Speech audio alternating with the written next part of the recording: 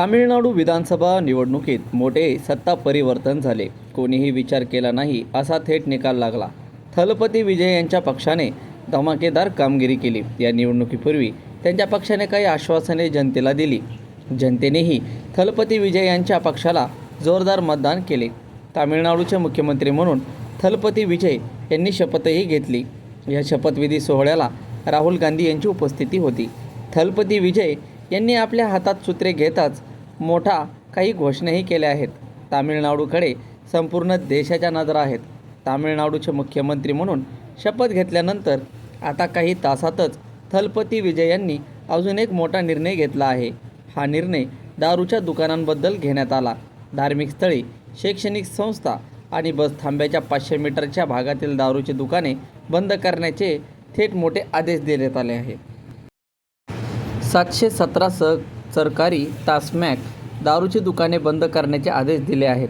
या सरकारी आदेशानुसार याची अंमलबजावणी पुढील 2 आठवड्यात करणे बंधनकारक आहे. हा थलपती विजय यांचा अत्यंत मोठा निर्णय म्हणावा लागेल. या निर्णयाचे जोरदार स्वागतही केले जात आहे. मुख्यमंत्री पदाची शपथ घेतल्यापासून मोठे निर्णय थलपती विजय घेताना दिसत आहेत. तामिळनाडूमध्ये दारूची दुकाने हा नेहमीच चर्चेचा विषय असतो. त्यामध्येच थलपती विजय यांनी मोठे आदेश पारित केले. महाविद्यालये, धार्मिक स्थळे यांच्याजवळ दारूची दुकाने नसावीत ही मागणी गेल्या कित्येक दिवसांपासून तामिळनाडूमध्ये सुरू होती.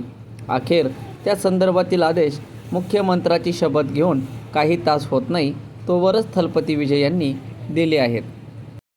या दुकानांमधून मिळणाऱ्या महसुलामुळे सरकारने कारवाई करण्यास टाळाटाळ केली. मात्र महसूल मिळत असतानाही मुख्यमंत्री थलपती विजय यांनी मोठा निर्णय घेतला आहे. 15 दिवसांचा वेळ याकरिता देण्यात आला. त्याबाबतचे स्पष्ट आदेशच काढण्यात आलेत. फक्त तामिळनाडूच नाही तर थलपती विजय यांनी घेतलेल्या या निर्णयाचे सर्वत्र जोरदार कौतुक केले जात आहे. हा प्रश्न फक्त तामिळनाडूपर्यंतच मर्यादित नाही तर सर्वच राज्यांमध्ये अशी स्थिती निर्माण झालेली आहे.